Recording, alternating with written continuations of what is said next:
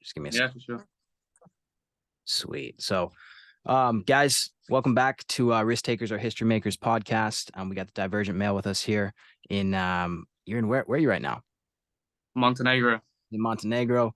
We're gonna chop it up. He's gonna give you guys a little bit, hopefully some of the vision. I don't know if you guys follow him on Instagram, but definitely go check him out. And all you guys know that the reason this podcast is really like we want to find guys that are kind of going against the grain, doing something different in life, and just kind of having conversations, seeing how they got there.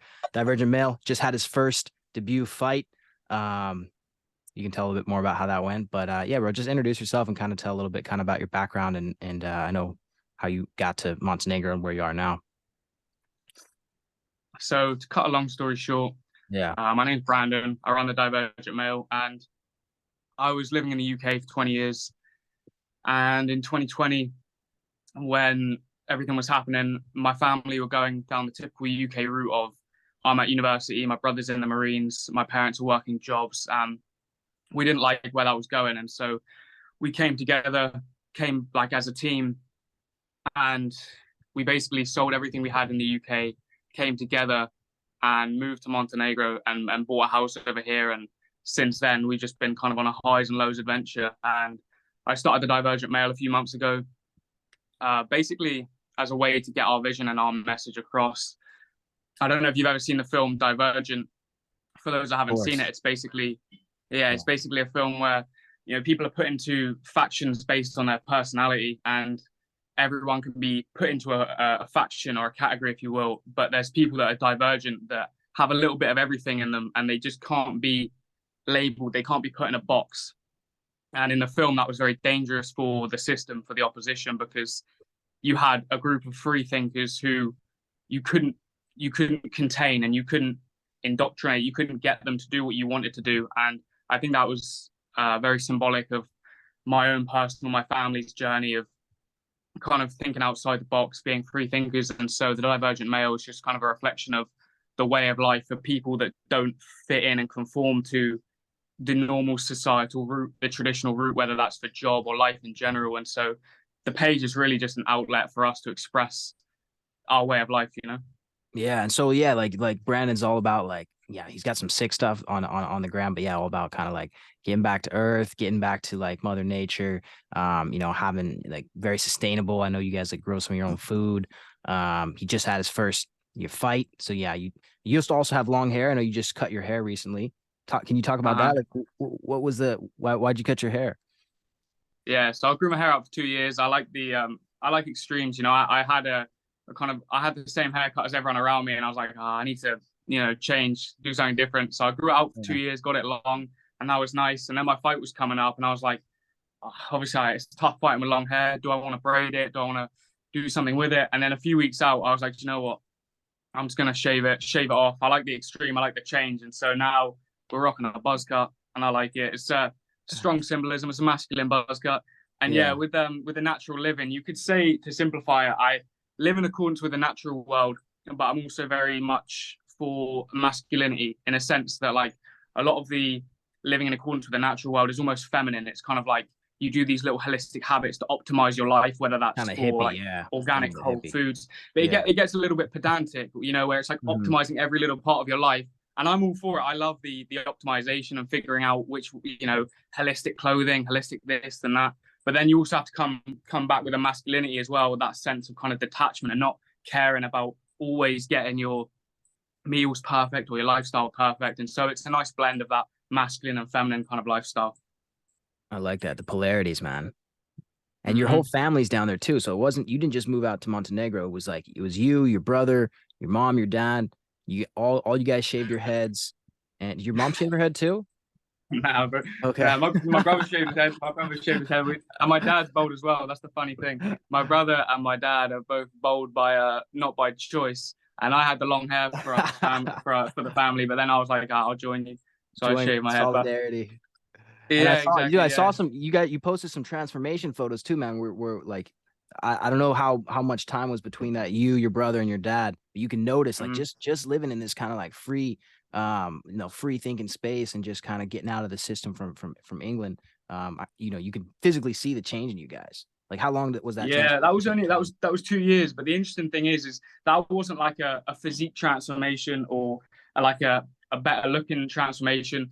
That was simply just like what happens when you drastically switch your lifestyle. Do you know what I mean? So you could, like you say, you could see a real difference, and it's almost like you couldn't put your finger on it because it's not like you got in crazy shape or you got crazy good looking, but the upgrade in the personnel from top to bottom was just it was really noticeable. The energy I feel like in the difference in the photos Yeah, is it wasn't just physical. Like noticeable. you could see it in your face, you can see it in like just your Mm-hmm. mood. Like it's hard even in a photo. I'm sure like in person, man, it's like you can Mm-hmm. notice, but it's like, yeah, when you've been just kind of working and grinding and just been in this kind of system that you're not living the life you want, it takes a toll on you, not just like physically, you know, mentally, spiritually. You could see it. People, it ages people. You know, look at Yeah. you look at like Barack Obama, right? After his presidency, you can noticeably see Mm. how much he aged just from the stress, right? Stuff like that. So Yeah, uh that's exactly right. how'd you guys choose Montenegro specifically? Like what is it about where you guys are now that you love? Yeah, yeah, it's a good question. We first read about it in a book. We were reading a book by Andrew Henderson at Nomad Capitalist. I don't know if you know who that is.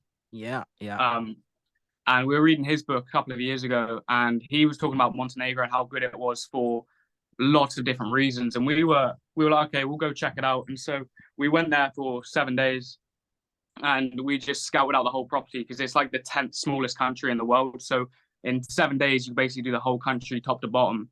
And on the last day, we put in an offer on a property and came back and sold everything we had, never looked back really. So yeah, we settled here for the nature, for the location. Geographically, it's very close to the UK and Europe, so it's a really good location. The weather's great, the people are great. There's a lot of traditional values and religion here. I say it's like I've gone back in time 15 years, you know. Whereas if you go to London, America, you can feel how dystopian it's getting with the news, the media, and all the whether it's the billboards, the structures, everything. But you come here, and everything's just like gone back in time. People don't really use technology that much. Everyone's still meeting up in real life. It's nice, you know. It's really nice. That's sick, man. Yeah, because I know you, bro. You're not huge on social media, and last time we talked, man, um, I just come off of kind of like a social media fast as well for 7 months. I was off social media. I was Mm-hmm. kind of just in a hut, in Western Africa meditating, and I know you're very much Mm-hmm. about that as well. So man, like, what is it that got you like, okay, I need to like kind of spread this vision and get you back on like. I know you recently started your kind of your page, but like, what made you kind of make that choice? I know your whole family and everyone, you're all kind of like off the grid. Yeah, so that's the direction we were going. We had each other in terms of social life. We had me, my brother, and my parents. So we were happy. Like we didn't need anyone else in that sense. Yeah. And we were going further and further onto this extreme of going off grid, buying land, and we were just going to be set. You know, basically would have escaped all the problems that we wanted to escape. We'd be living this natural life, and we'd be all dandy. But then we were kind of thinking about it, and we were like, well, where's the connection to the outside world? You know, where is the friends, the social, the you know, the connection with everyone else? Because we didn't want to feel like we were running away. You know, it's kind of negative to think about it like, oh, we're running away from the world. And so we kind of thought, well, it's all good us living this lifestyle, but what about everyone else? Like when it's all said and done, you know, your legacy, if it was just your family, you know, you didn't share the message, you didn't change other people's lives and help them improve their own lives, what was it all really for? And so that's when we decided to kind of go back online, open up ourselves to the world and try and put ourselves out there. And yeah, it's had a really good reception, and a lot of people kind of resonate with the ideology, and I'm glad I Yeah. started it. You know, I'm very Dude, no, happy yeah, because I think in the long run. it's like, Huh? yeah, you gotta have both extremes, man. Like you talked about kind of like the masculine and feminine kind of thing, right? Like you gotta have because I'll take times in my life where I do kind of completely disconnect, you know, go out into nature, just kind of focus on work, focus on, you know, my spiritual life, things like this. And man, like, yeah, you know, after spending a lot of time alone, I live on a sailboat. I'm on a sailboat right now. For those of you who don't know, you know, I spend a lot of time alone. I love it. But at the same time, man, you got to get out there and you got to make a change, man. You got to got to make a drop in the world. And if you're just always by yourself, humans we're social Mm-hmm. beings, man.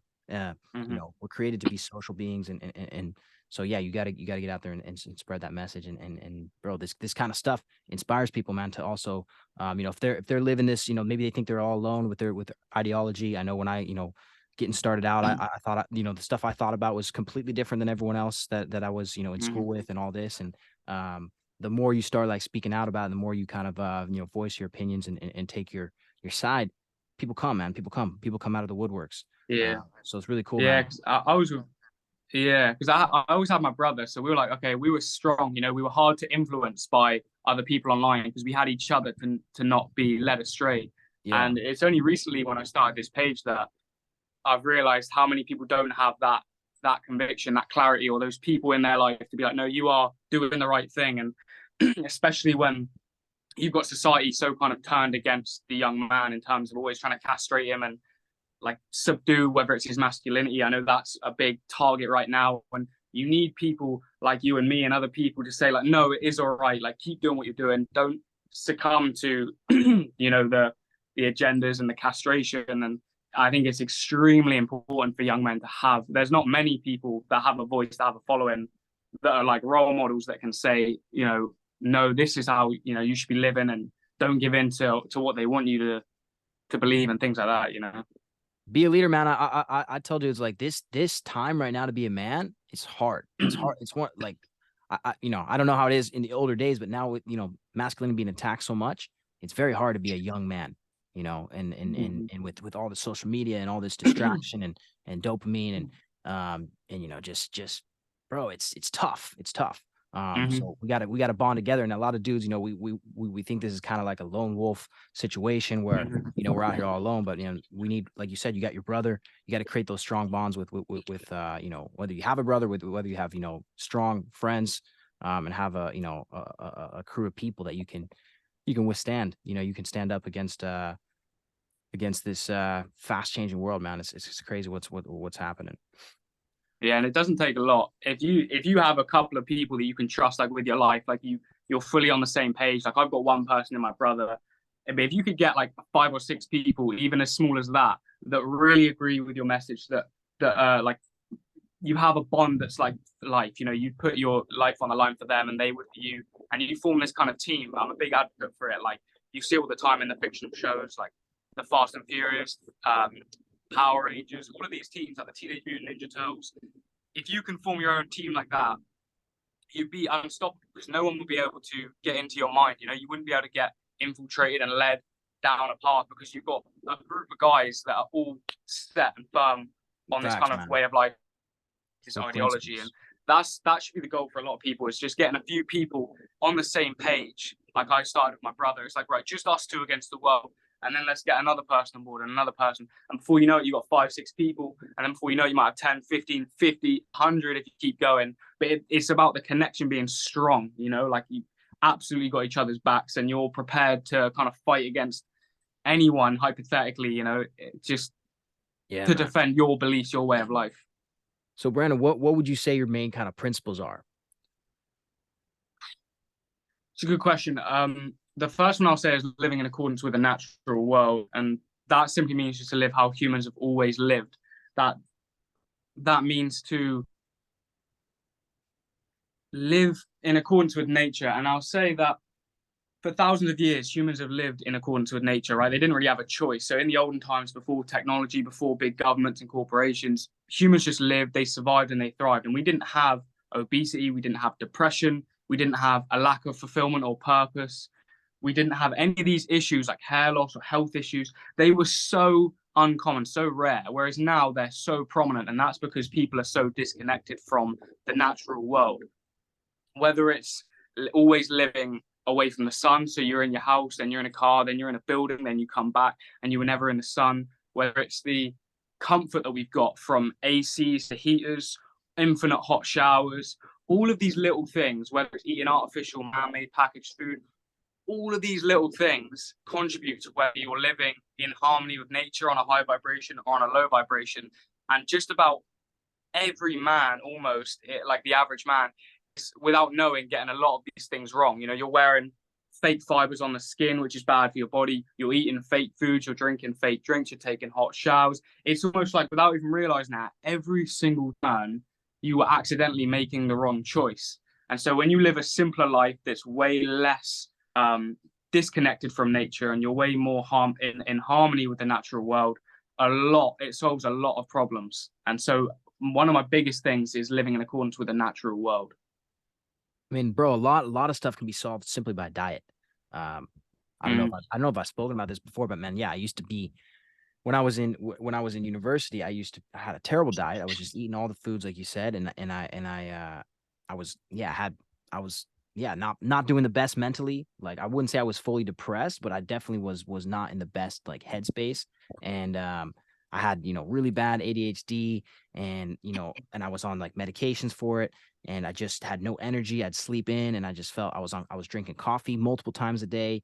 So all those little things, man. Now I haven't drank coffee in like almost 3 years. Caffeine mm, completely changed my life. It was able to get off of mm, the, have focus, get off of those medications. I changed up my diet. I eat like plant-based, clean food now. I have so much energy. I mm, wake up, most of the time without even an alarm. Just hop up, have energy, and I get to my day. So like little things like this, man.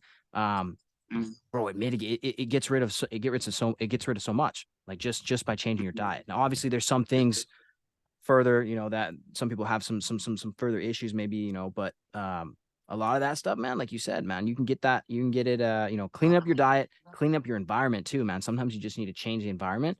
And people have the seasonal depression. It's a real thing, man. Like when I know in UK it gets pretty pretty cold, right? Like half the year, and Yeah, it's just it's pretty grey. It's cloudy, right? grey It's all just year gray. round. Yeah, So you just don't want to yeah. do anything. You just stay inside. You're just like, you know what?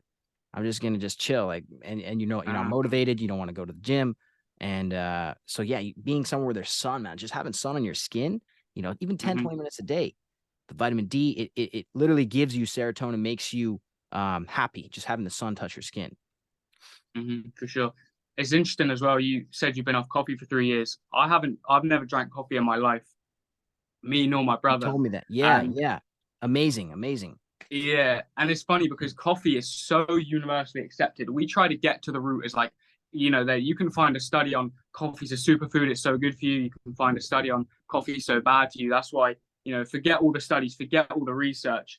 And we were trying to figure out, okay, like if we were being objective and unbiased, is coffee good for you or not good for you? If it's good for you, I'll have it.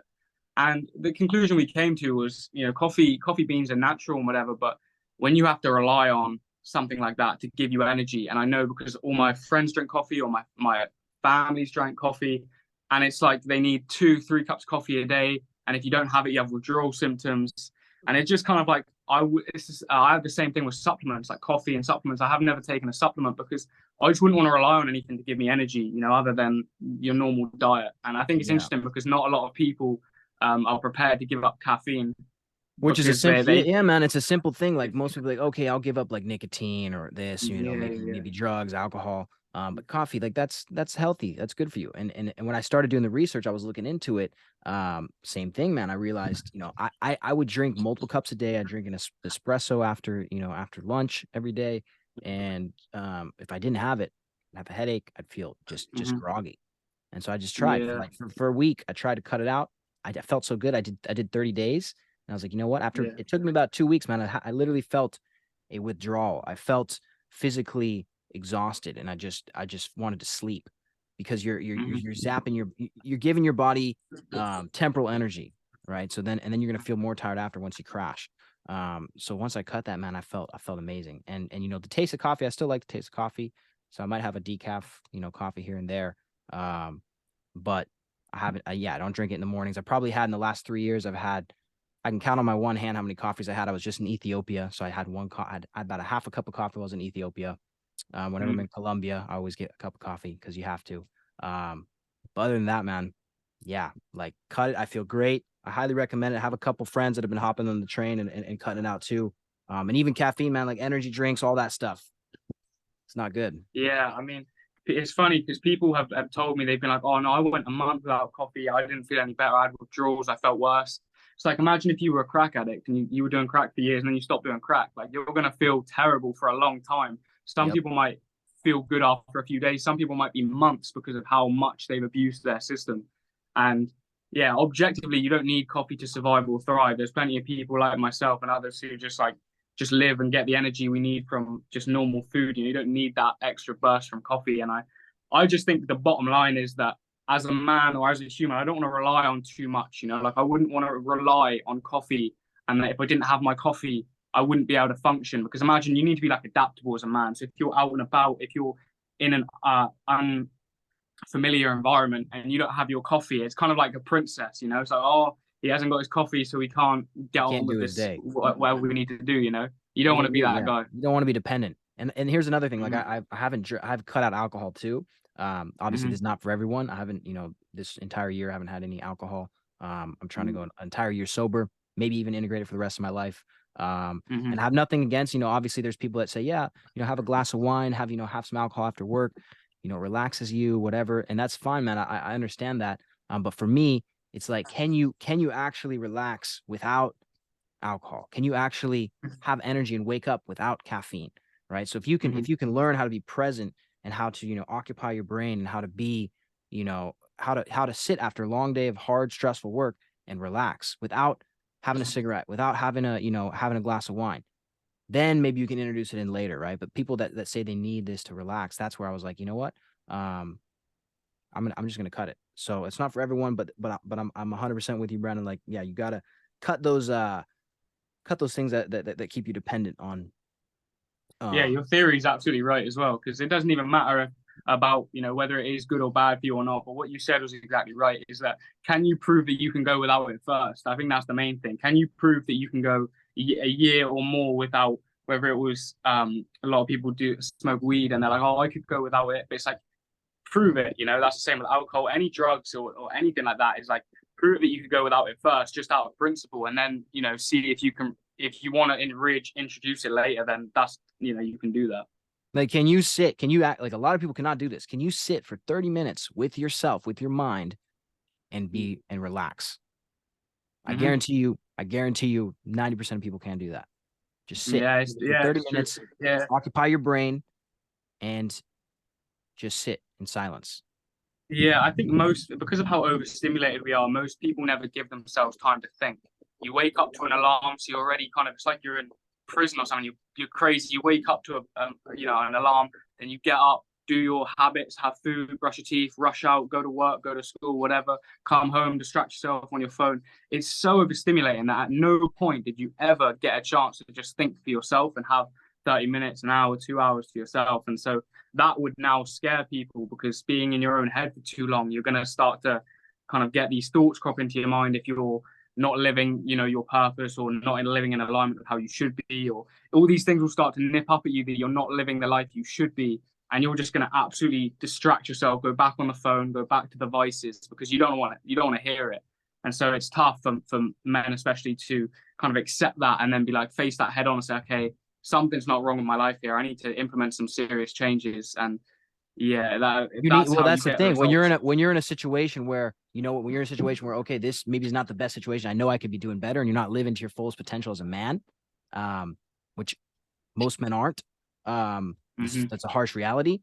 Well, that's why, weed, alcohol, these stimulants, you'll numb your brain, and that gives you, it makes your brain think that everything's all right. And it gives you that dopamine, that false dopamine. You're on your phone, scrolling TikTok, scrolling Instagram videos. It's giving that false dopamine that everything's fine. When in reality, you need to get your stuff together, bro, and you need to pick yourself up, and you need to make a change.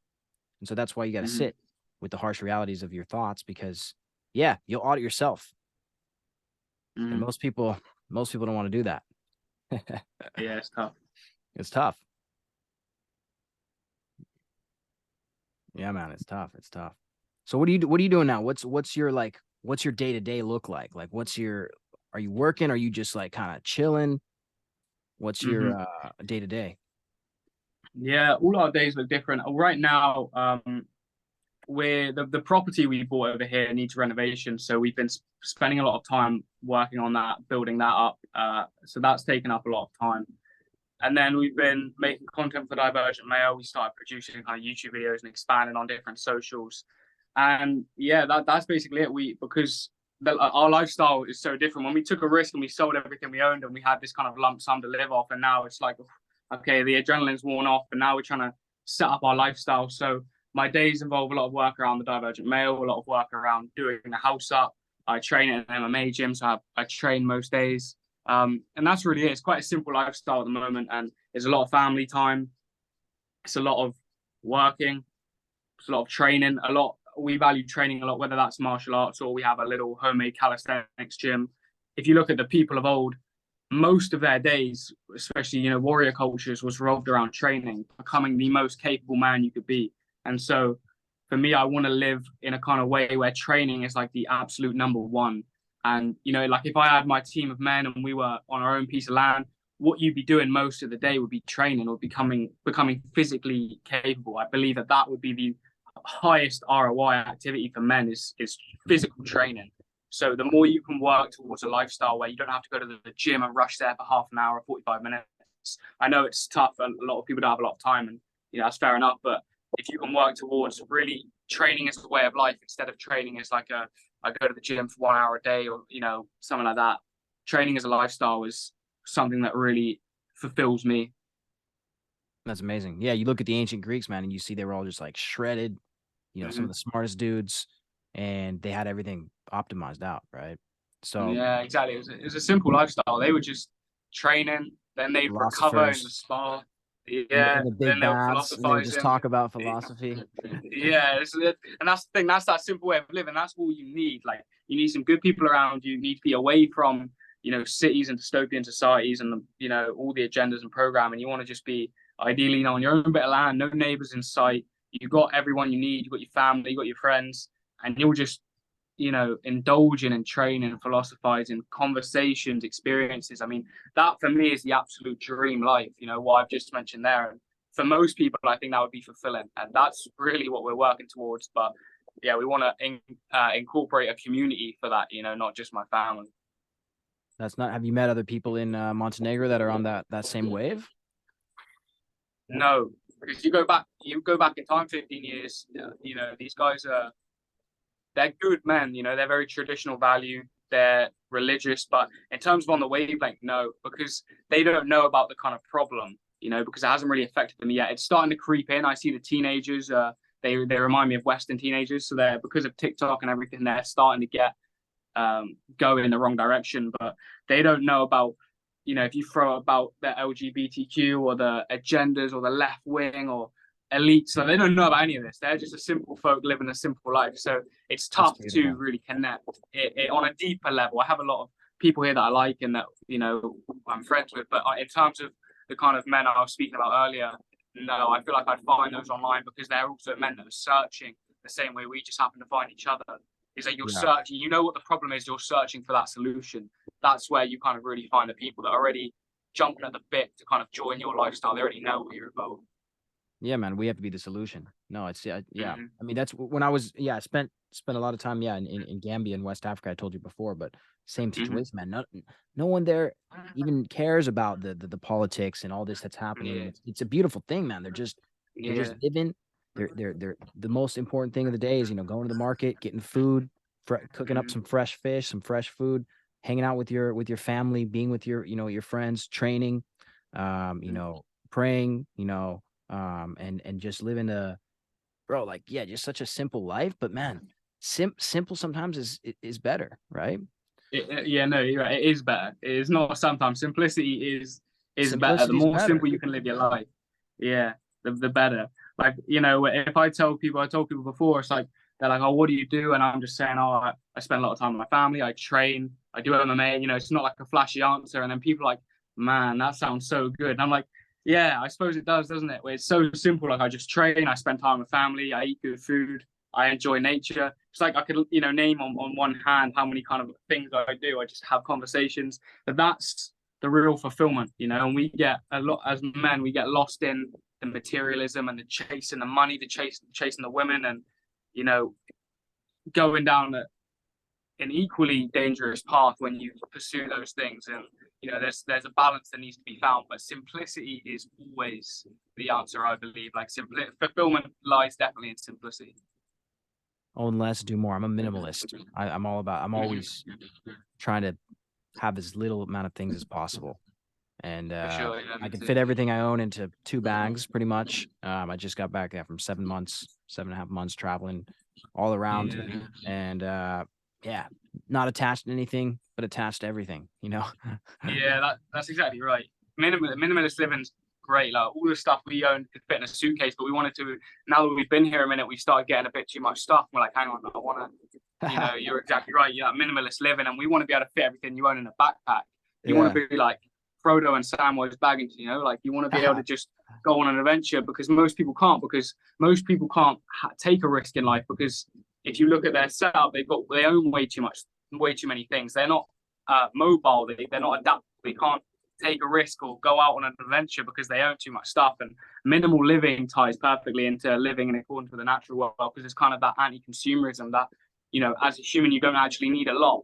Whether it's clothing and you've got your one pair of shoes, your one pair of this, or you optimized it to be as minimal but as effective as possible. Most people just have 500 t-shirts they don't wear and jackets and all this tut and stuff. It's like you get very far by actually optimizing and decluttering everything you own. It's a very good hack, if you will, for that. To get some fulfillment is to go through everything you own and try and get it down to a suitcase or a backpack. Yeah, you minimalize choices too because you don't realize with all those like minute choices, choosing what you're gonna wear, choosing what you're gonna eat every day, these little things, Yeah. um, it causes slight stress, right? It's not for everyone. I Mm-hmm. understand that, but I have a lot more time to put towards maybe more important things, more things that are gonna move the needle in my life than okay, what am I gonna eat today? Because I know I eat this pretty much the same thing every single day. I wear the same thing pretty much every single day. I know exactly how that's gonna look. And so then, yeah, I can I can pick up. I can go on any experience. I can go on any adventure. I'm not tied down, and it's beautiful. It's beautiful. Yeah. That's what you need to be as a young man. You need to make sure that you have as little, responsibilities as possible. Because as a young man, everyone will always tell you you need to take risks. Like it doesn't matter. You can start 10 businesses, fail 10 businesses, and it doesn't affect you because you don't have a wife, you don't have a mortgage, you don't have kids, you don't have all these different things, and that's why even most men don't have the wife, they don't have the kids, but what they do have is memberships and subscriptions, and they own loads of things. And so Pets, if you keep dogs. going further and further, Yeah. exactly, yeah. So you want to try for as long as possible to avoid those kind of pitfalls of getting into a relationship, locking yourself up to a house or a dog, because as a man, your life is so much better when you're young if you can be mobile and adaptable, like you say. And like look at you, you're in a sailboat. Most men couldn't live in a sailboat. It would be too extreme. But I'm out here in Eastern Europe. You're on a sailboat, and those are stories to tell. And that's the kind of adventure that I encourage people to live because me and you, I don't know your financial situation, but we're not mega rich teaching financial freedom, how to make 20K a month. Like, I'm not a financial um, advisor or promoter or telling people how to get rich, but you've always got a choice, you've always got a choice. And for people like me and you living that normal way of life, we just couldn't live without taking a risk and going on an adventure. So I think people are a bit illusioned because they think, oh, I'm not making 10 grand a month, so I don't have the choice to go and live in Eastern Europe, or I can't go and live on a sailboat. But I didn't really have much money when I came here. I don't know about you, but people have always got a choice. If you want to go and live that kind of storybook lifestyle, you can. You definitely can. You can. No, it's 100%. I'm a little bit more blessed in recent years, but yeah, starting out, um, Mm-hmm. didn't have the financial stuff, and a lot of people think that you got to have tons of money to live this kind of lifestyle, man. But it's not the case. You got to Yeah. minimalize, yeah, your expenses, your costs. If you have a mortgage, if you're leasing a car, if you Yeah. have all these loans, you can't do that, Yeah. right? And there is a place, I think, as a man, yes, to take on responsibility. I know you said like as a young man, to have as little as possible. Yes, right now while you're building yourself up, but yeah, there's a place to take on Mm-hmm. responsibility, but at this certain point in your life, um, to have those experiences to build that repertoire of basically I just climbed Mount Kilimanjaro. I'm doing a lot of Mm-hmm. things. I'm training for an ultra marathon here coming up into the year, and all these things that Wow. I'm able to do that are amazing experience. I'm able to look back when I'm older and be like, you know what, I set out these goals, I accomplished them, and I don't want to, I don't want to live a normal life. I want to live a life like you said, like that is just in a storybook. right? A life that I would want to Hmm. read about, a life that I would want to watch a movie about. Hmm. That is something that Yeah. hopefully inspires my younger self, and then my, my grandkids. That's the kind of life I want to live. Hmm. And yeah, I hope one point, at some point, I do have, enough that I can have a large family, and live kind of this lifestyle, and kind of instill this into them, right? Hmm. But yeah, man, For like, you, sure. you can live this life now, man. You can live the life of your dreams now. And a lot of people think, yeah, they think it's so hard, man, but you got to just step out and take that risk. Quit the job, Yeah. book a flight, go Mhm. travel somewhere, and start building the life you want to live, man. It's like, you got one life. You got one life, man, and the time's ticking. Hmm. People think it's going to Yeah, come and later, that's but the it's, thing it's as it's now well. or never. Yeah, and the thing is, I've fallen under this as well. A lot of men, men age extremely well. Like most men will only come into their prime when they're 35 kind of thing. So a lot of us early 20s, we're going, oh, we got ages, and you do have ages before you hit that kind of prime. But there's another prime that people don't really focus on, which is that youthful prime. When you're just young and fit and healthy, you've got no problems. Like when you're 18, 19, 20, 21, even if you're not as big as you like to be or as strong as you like to be, your joints are healthy, you're flexible, all of this kind of, you got that youth about you that goes away, and you don't, that window's closing. That's when you're able to sleep on the floor, things like that, without getting back Yeah. problems, and you're able to rough it. You know what I mean? And you've got to Go on make a the most of that. backpacking If you're trip. if you're Yeah, that's locked up, true. That's true. exactly. And it's hard to go homeless. It really is hard if you try and take as many risks as possible with the people with your family, with whatever financial situation you've got. It's quite hard to end up genuinely homeless. Like you can really take some risks. And like you said about minimizing your expenses, that was always our goal. We were spending so much money in the UK with memberships, subscriptions, cars on lease, whatever. But when you get rid of all of that, and all you have to pay for is maybe rent and groceries. I mean, we bought a house outright, so with all the money we spent. So we tied our money up, but we now only have to pay for groceries. And Yeah. then you go, you know what I mean? So you don't have to make a lot of money, but most people's expenses are so much. They go, oh, I'd have to make so much money to cover this. If you minimize the expenses, you'll be able to live extremely well, extremely cheap. A lot of people, they think a lot of people, they try to make more money so they can have more freedom. Hmm. I gamify it, man. I think, how little can I spend this month? How low can I get my Yeah, it's expenses? true. And then that, I kind of switch it up, and I take pride in spending. Hmm. I don't want to say I'm cheap, because I definitely do like, some things, and I'll spend my money, for different experiences, but I'm Yeah. definitely experience over things 100% any day, Yeah. Yeah. or over And it's material also things. just lifestyle, like you said about drinking. Like I don't really drink. I'm not anti-drinking. It's just my life set up in such a way that I just don't go out much. As I say, I'm with my family, so it's just not the opportunity Yeah. that often, and that's why naturally I don't spend much per month, because as each day passes, I'm just here. I'm just like, there's not many opportunities for me to spend money. But in the UK, people are going out all the time. You get That's what you FOMO. do. People are Yeah, going that's for what you do. food, going for coffee. You just end up spending. You go for haircuts, and then you all of these little things. You end up spending money every day, and it's like, wait, that's wrong. You don't need to be spending money every day. And so when you live a kind of more remote life, it's actually hard to spend a lot of money per month. I buy groceries, and that's pretty much it. I don't buy new clothes. I don't go out for food at restaurants really. And that sounds kind of like boring. People, a lot of things will be, oh God, I wouldn't like to live like that. That's frugal, that's whatever. But when, as I say, my life's more fulfilling now than it's ever been. When I used to get fulfillment from going out and being distracted and going to the movies, going to the restaurants, like The Sims, doing all these activities to keep you Mhm. just happy Keep enough your where you mind don't busy. change your life. Yep. Exactly. And now people say, "Oh, that sounds boring, not having any fun." But now I've, changed my life to such a point where it's so fun and fulfilling without all of those things. So now I don't have to go to the restaurant or to the movies to have fun, and I'm still getting 10 times more fulfillment from living this kind of lifestyle, and it doesn't cost me 10 times. It costs me 10 times less. It's almost like a cheat code. It is a cheat code, man. I mean, I live in a city here, like in California. So yeah, sometimes it is tough. Like, you got to spend money, going Mm. out to eat and Yeah. these kind of things. But half the year I'm not here. Half the year I'm usually, either down south in South America, Caribbean, or, Africa. And I'm just, yeah, I'm living a very simple Hmm. life. And it's amazing, man. It's amazing. And I love the contrast too, because I'm all about extremes. So, I like being here Yeah. in, Yeah. in, Yeah. in the Western world. It's super Hmm. developed. I'm seeing, and I see the wealth here in Yeah. Southern California. And I'm like, all these Hollywood and all this crazy, everyone's chasing the hedonistic lifestyle.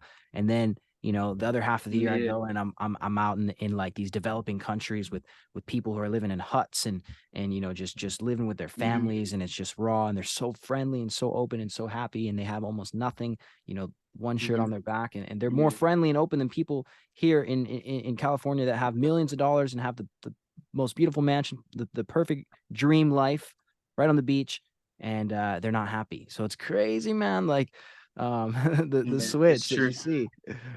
And people It's always true. say, But people you're always, that's yeah, go ahead.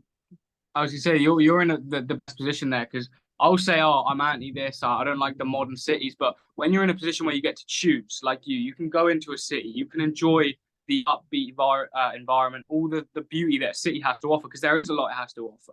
But then when you get to just unplug and detach, and you get to leave, that's the part that most people don't have the choice. So the reason I'm so extreme is because most people don't have that choice where they can just unplug, or and that's why you've got the best of it there, because it's absolute life is absolutely about experiences and about extremes, the highs and lows. And yeah, I definitely I think that's a beautiful way to live, where you can go get the most out of a city, then detach and go completely off grid, offline. That's a lot to handle for most people, but I definitely can see the value in that lifestyle, and I definitely like that kind of way of life. I mean, and bro, it's definitely a privilege and a blessing, and I'm grateful every day for this life, and it's something that, yeah, when my younger self would have always dreamed of, and it's something I've worked very hard for. This stuff doesn't come easy. And I Mm-hmm. understand, though, some people they get Yeah. dealt better hands in life, right? So yeah, those people that I spend time with in these developing countries, they could never live this kind of life, and so yeah, man, we have a duty. We have a Mm-hmm. duty to be responsible and make the best of our situation, right?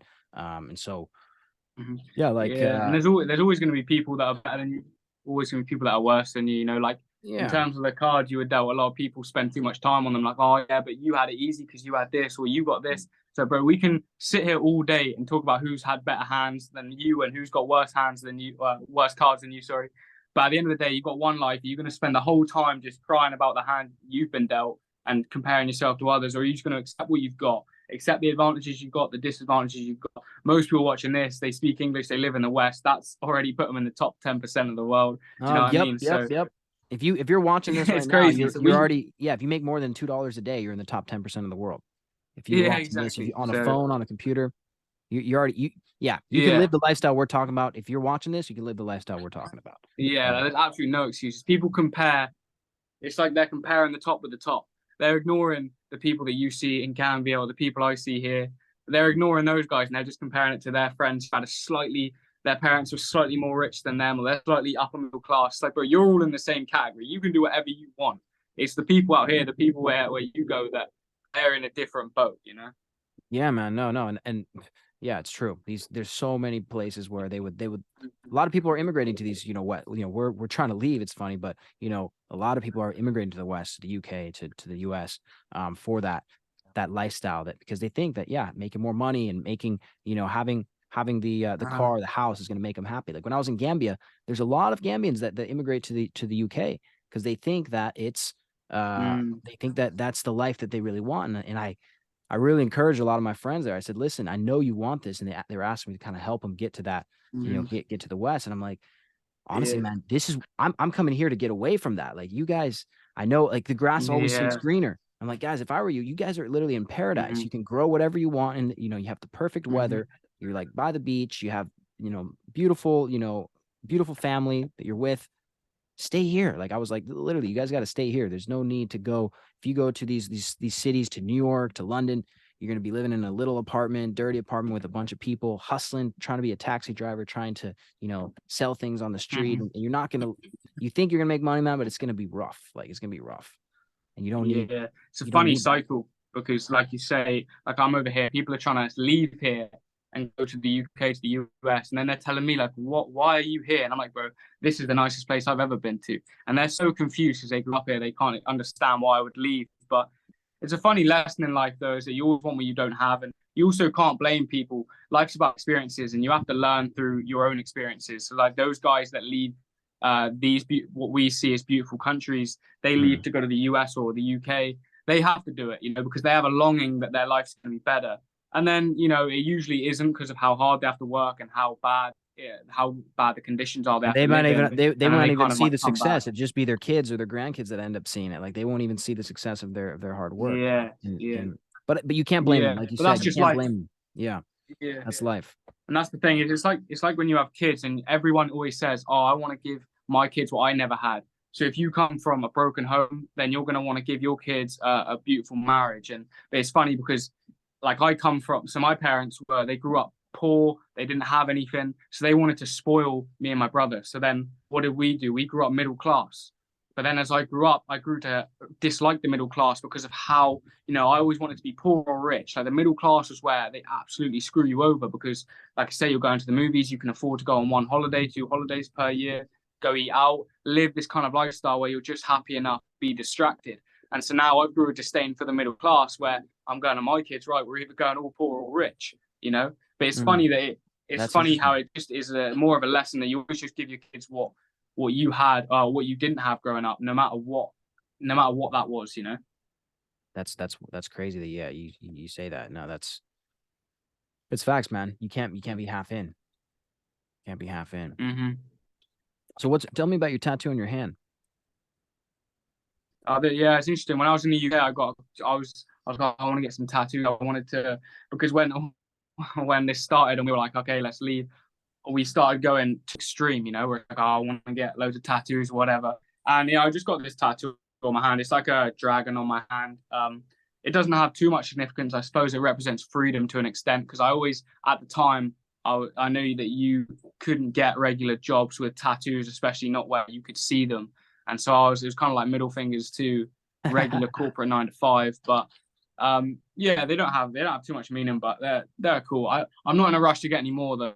I'll tell you that much. With my kind of holistic living and everything, I'm not anti-tattoo, but one time I wanted to get covered in them, you know, head to toe, and now I'm like, I don't know about that. It's a little bit degenerate in a sense. And I still think tattoos are cool. I don't regret mine at all. But the thing is with tats, is like you always would change your mind in terms of what you get. You know, so you think something's cool right now, but in 5 years, 2 years, 1 year, you're going, this would be better. And I feel like society encourages tattoos. You know, you see a lot of women with tattoos, you see a lot of dudes with tattoos, and it's kind of got this bad rep, I feel like now, because everyone's rushing to get tattoos younger and younger, 18, 19 years old. And it's a little bit like, well, it's a little bit rushed, you know? So I'm a little on the fence with tats. I like them. If someone's got them, that's cool. But I'm also what they represent, their kind of symbolism. I'm a little bit.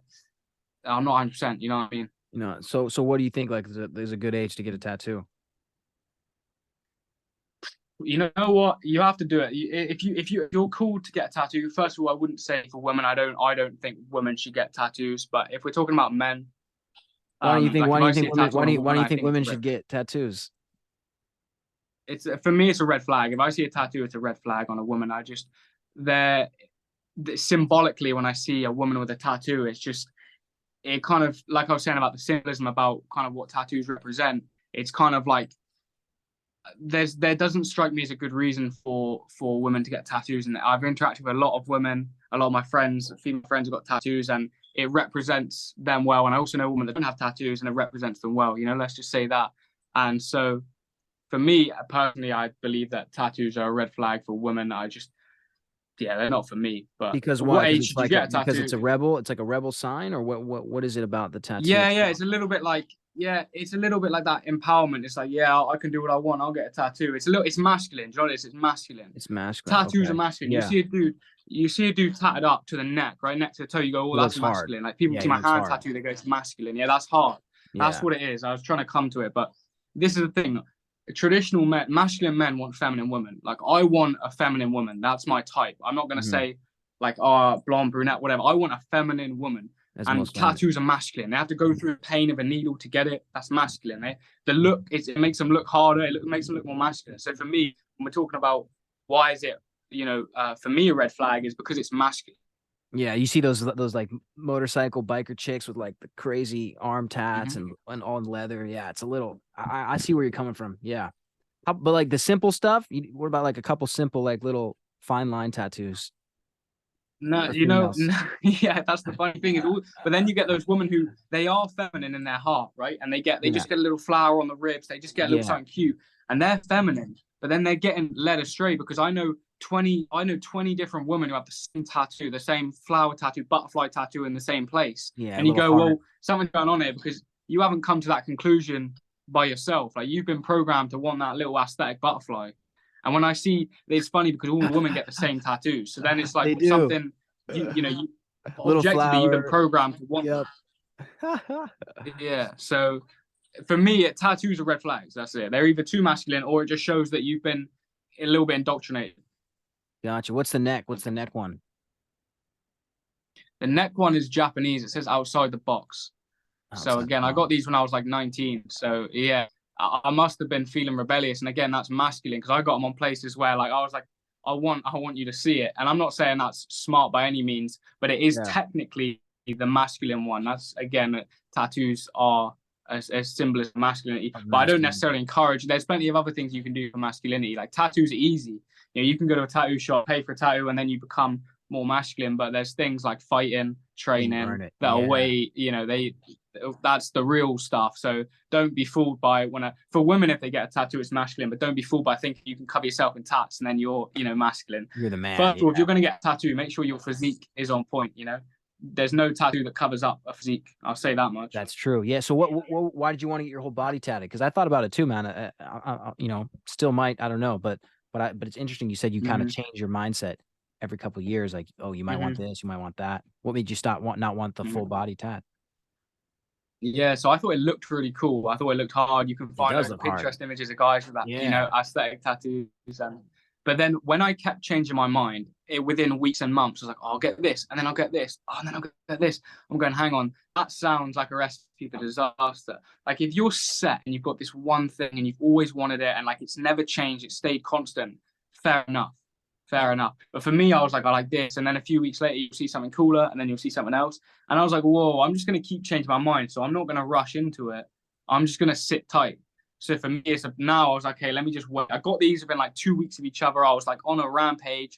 But then when I realized I was just kind of running, I'm like, hang on, let me just take a minute and chill out. There's a lot of things you can do in your life before getting tattoos. Like it's a very luxurious position to be in where it's like, oh, what tattoo should I get? It's like, go live life, go get some experiences, go build a physique, Go build become a a physique. man, and then we'll start talking about tats, Yeah, that's thing, man.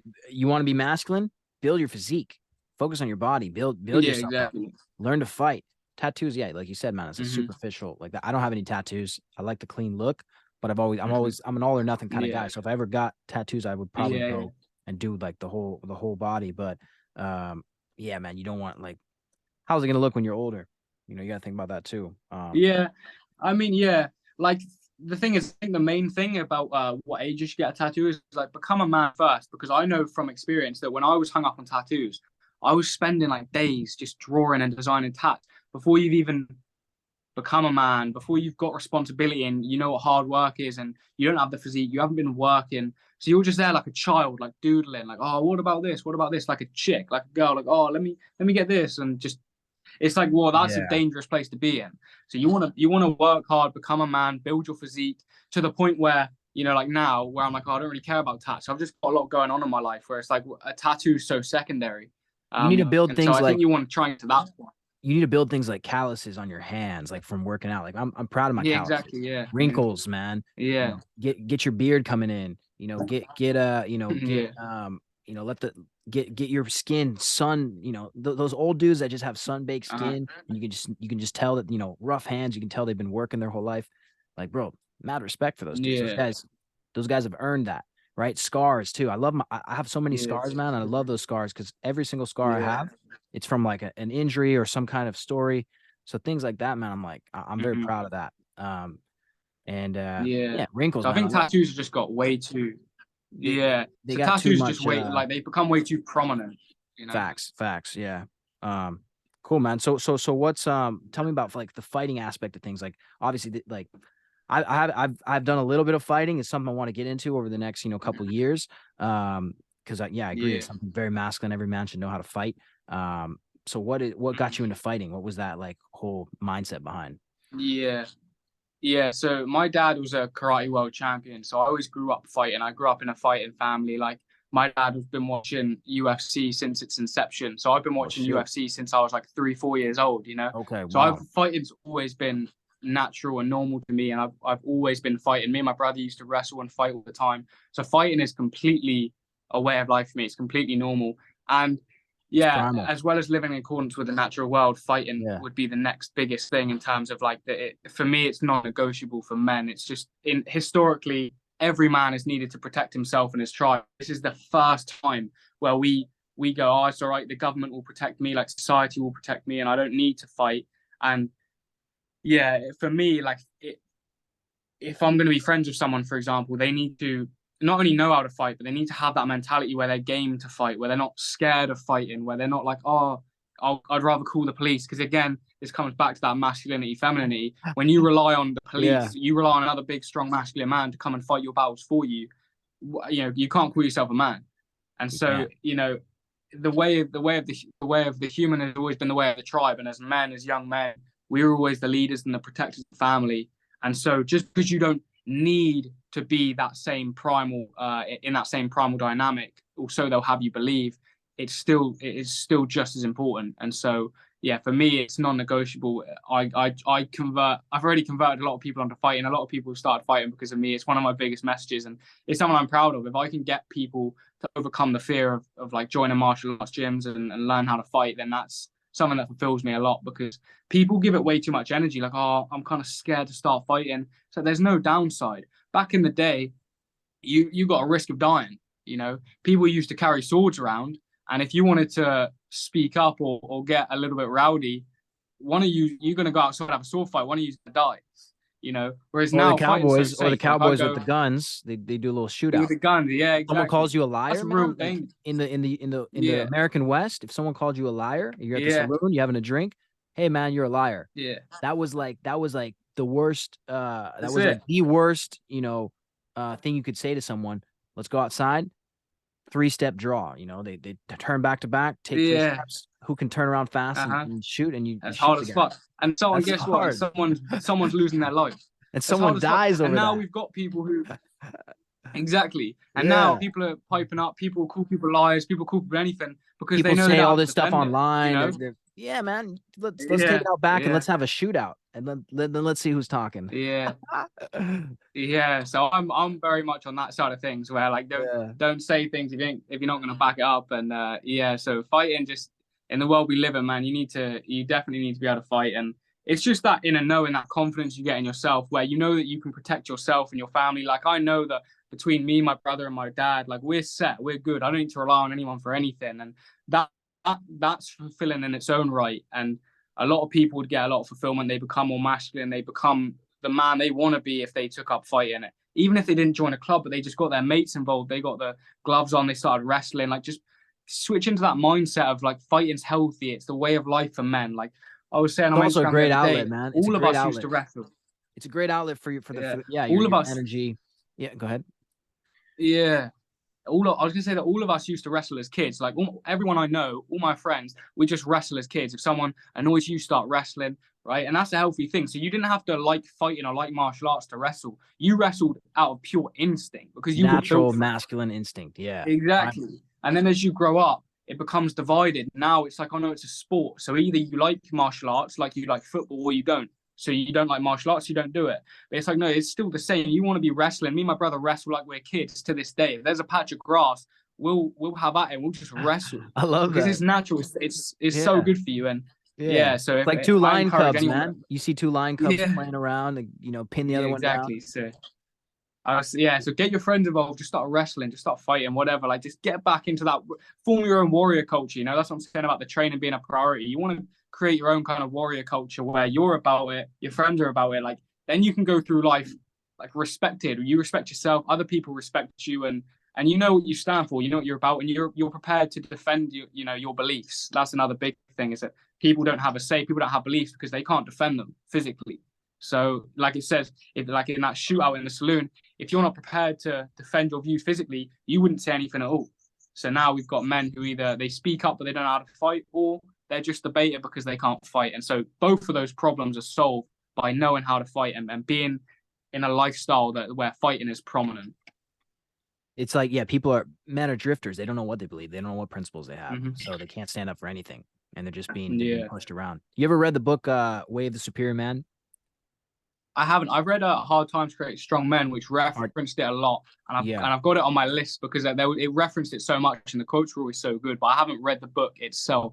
Bro, you need to read that book because everything you're just talking Mm, about is, it's one of my favorite books. I recommend it to all my closest friends. I'll even buy yeah, it and send it to them. yeah, And it talks about that, man. As a man, we demand respect. We demand, hmm, it's a polarity, man. It's a polarity between it talks about the masculine and feminine and how, hmm, those meet, and how to be a leader. Yeah, dude, hmm. it's a sick book. It's a sick book. Yeah, Um, I'll definitely read it. It's definitely on my list. It's funny being a man is so hard, but it's also so simple. Like we don't need a lot. There's only a few things we want, and you just have to. They're just hard decisions. Like all men want to be respected, and they want to respect themselves. But then simple things. All right, so start fighting. Get over that bridge, get over that hump, and start fighting. But then men just can't make that decision. And that's the thing. It's so simple. The choices are there, but they're just tough to make. And you have to be honest with yourself, and it's only a matter of time before can you live with yourself for the rest of your life with all these regrets of never taking a risk, never fighting, never stepping in the cage, never going on an adventure, never taking a risk. You'll die with a lot of regrets, you're and living a comfortable men life, need man. that. As a man, you have to Yeah, be living on the edge, and that's and this yeah, the way the Spirit Man talks about that. You have to be living not like suicidal and stupid, but you need to be living on the edge yeah, where sometimes your life's gonna be at the risk. That's a mm-hmm, cutting edge man. That's a respected man. That's a man that's competitive, right? And a lot of men are getting domesticated. They're getting castrated, like you said, and they're getting comfortable. If you're comfortable as a man, yeah, you're not a true man. You have to always be seeking mm-hmm, the uncomfortable to stay competitive and keep that masculine edge, right? And females, they can be on that edge. They can be, they make the home, they're comfortable, they're gonna try to domesticate you. And that's good in a sense, but you always have to keep that rawness. That's what a man is. You have to be mm-hmm. raw. You have to be a little It's wild. You have to true. have that adventure. You have to live on the edge. Mhm. Yeah, and I've seen it in firsthand with my friends in school. Like everyone's got that natural masculinity, and they're like in a school, there's a natural social hierarchy, and it's very primal. Like in prison, like school's the same thing. Like you have these social hierarchies of the jocks and the fit girls, and Yeah. and that's great. That's natural. That's how it should be. And you've got like all my friends and me, and everyone's kind of living more in touch with their biology, and then you grow up and you start to get castrated, and you start to get put into a box of comfort. And it's basically now it's like how long before you give in? How long before you settle down with your average girlfriend and you buy a house? How long before you give in fully to the castration where you kind of now are you're now don't stand for anything, so you'll fall for if you don't stand for anything, you'll fall for everything. That's kind of the point where they get to where they've been put down so much and castrated so much they now have no beliefs. They don't want to pick a side. They don't want to be controversial. They don't want to take a stand. So now they're just like, look, I don't have any opinions. Just give me an average chick. Let's just move in together. I don't want to be, I don't want to ruffle any feathers. And that's the kind of message I'm saying to fight is that, in order to fight that, you need people that are also saying, look, stand up for it. It's not all right. And you need to change things. And that's a big message as well is protecting your masculinity and fighting that castration. It's all around you. And you've got to consciously say, no, I'm not going to give into this. There's temptations, man. You got to stand up to it. Dude, I was Mm-hmm. recently in Tanzania in Eastern Africa, Mm-hmm. and I was with the Maasai people. I don't know if you're familiar with the Maasai tribe. And Mm-hmm. I was with these super old these Maasai elders, and then met these super young Maasai warriors, right? And they wear the traditional garb, and when they're becoming a man, they send them out into the bush and they have to kill a lion. So every Maasai man literally has a bracelet on their arm, and they have to kill it with a spear. So they'll go out sometimes for days, weeks. They'll take a bag of rice and they'll go out and hunt a lion. And when they find the lion, they have to get the lion to charge them. And then the last second, they put the spear in the ground. They brace it with their foot. And the only way they can kill the lion is the lion has to pounce on them. And at last second, they drive the spear into the heart of the lion. So it literally dies as it's falling on top of them. And then they castrate and they cut the foreskin of the lion and they have a bracelet. So every Maasai man has this leather bracelet, which is the foreskin of the lion they killed when they became a man. And so I'm with these dudes and they're showing me this. Like, yeah, I'm like, you killed a lion? He said, yeah, I killed a lion. You killed a lion? He said, yeah, I killed a lion. So all these dudes, they've killed a lion literally to become a man. Mhm. And I'm like, bro, I like mean, yeah, what is that's crazy. Like what has happened to our like we manhood now is just like an easy thing that, whatever it uh-huh. might be. But man, these guys literally have to earn it and kill a lion. Same thing when I was in Yeah. I mean, Gambia. Yeah, go ahead. I was gonna say like that. I can barely comprehend that story. It's such a Yeah. crazy story. When anyone watching this, if you think about, the way you just described that, I was painting a vivid picture in my head of the lion charging, and you Yeah. think about yourself. You think about the average man in that That's what I'm position. saying, It's man. the disconnect is absolutely insane. It's And like that's it's happening. That's what that insane. wasn't this wasn't years ago. This was like Mm. April. This was like a couple months ago. Um that Yeah, they're and telling the me funny, this. And it still happens. yeah, yeah, no, this is the thing. Like people say to me, "Oh, this isn't the olden times anymore. You always keep referencing things that are thousands of years ago." I go, "They're still happening today. We're just in this modernized dystopian culture." But you're speaking to these guys. That sounds like it's from 2000 BC. Yeah. And but it's Still happening happening. now. And I Yeah, was that's why. and Yeah, Brandon, I was just in Gambia too after recently, right after that. And I had the mm, pleasure, man. It's such a privilege. They invited me, the guys I was living with, because I was living in this like very raw setting, earned their respect because I was just living with them, living very, simply eating out of the same big bowl with them with, with your hands. Everyone eats together. mm-hmm. And they invited me to this circumcision ceremony, which only happens once every 7 years, Wow. super big honor. They invited me there, and yeah, so they have guys of all ages. When they turn 13, they become eligible, and they're literally celebrating these guys becoming men, and they take them out in the bush, and they circumcise them, and so then they Mm-hmm. celebrate. They have all these food. It's like a big feast.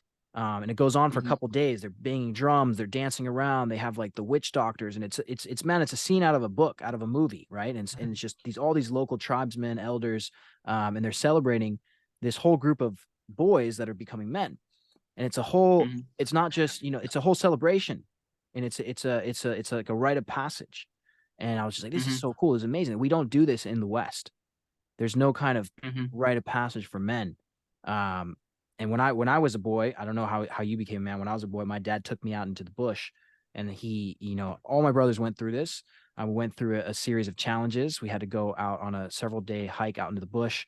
Um, you know, build our own, fire. Kind of have like a little shelter. And did some different challenges that that were kind of like these secret challenges between my father and us brothers. And then at the very end of it, he bestowed on us our manhood.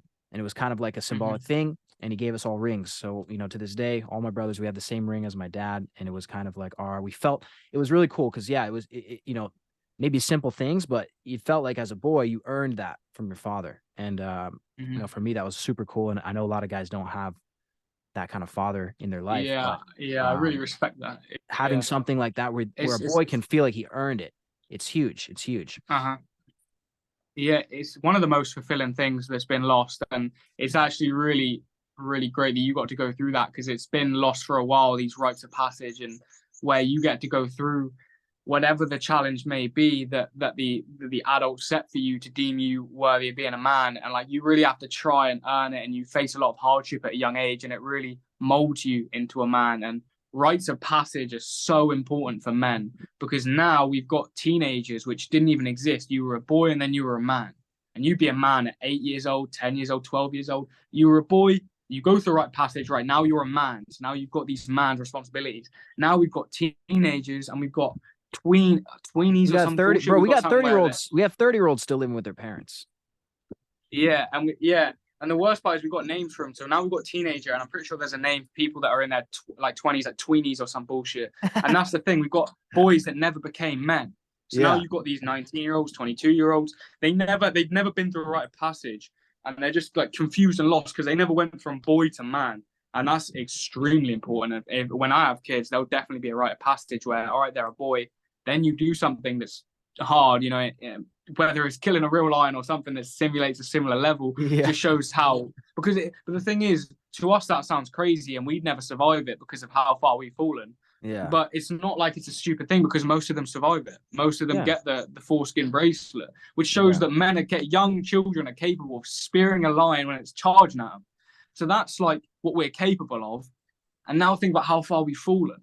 Exactly. So even if, you know, it's like you think about the rites of passage, that's on the extreme end, but people don't even go through way easier rites of passage that would still be too hard for most And people. in And the new world, Brandon, the young, 13, 14-year-old boys, men, would lead their family of immigrants across the West in these wagon trains, and that they were considered men. They would lead their families out there. So yeah, man, like this bar has lowered, and we got to raise it back up. Got to raise this bar back up. yeah, But bro, yeah, I it's gotta go here in a little bit. Do you have any last sure. words, any last like comments, anything else to leave the dudes with, something that inspire them? I mean, my two things are optimize your, like, look at your life. Look if it's, because nothing changes if nothing changes. So don't wait for life to happen to you. Don't wait for something to come in. I know a few years ago I was just kind of floating on by with a life I didn't like, but somewhere deep in you, you're kind of hoping for something, for God, or whether you believe in God or not, the world to give you some good fortune. You're waiting to win the lottery effectively. Your life is going to stay exactly the same unless you do something about it. And so I'd really look at your lifestyle and figure out, don't just complain about, oh, I can't do this because I can't do this, because look at what you've got, look at what you want to achieve, and figure out how you can get there. Because one of the biggest things is that men don't know who they are or what they want. So you need to figure out who you are and what you actually want. Take some time, write it down on a piece of paper. What do you want? Do you want a piece of land off grid? Do you want to be in the city doing this? Like, vividly write down what you actually want and then work out how to get there.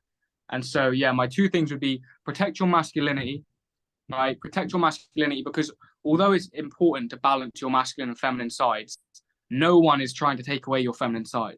Their society is only encouraging you to be more feminine. So protect your masculinity and don't give in to castration. And two, optimize your life and genuinely try and write down what you want and create a strategy for how to get there. Amazing. And if you don't know, go out into the bush, sit with yourself until you Yeah. figure it out. Yeah, Yeah. exactly. Yeah, just give Amazing. yourself some time to think. You're not supposed to have all the answers now, but detach from all the stimulation, because this is the thing as well. I'll finish with this, is that you open your phone and through the course of the day, you've been met with hundreds of people telling you different things. Oh, you should do this. You shouldn't do that. You should live this life. You should make 10 grand. You should want to have multiple wives. You should want one wife. All of these things. And young men are so impressionable. They're going, fucking, I don't know. I don't know. Do I want this? Do I want that?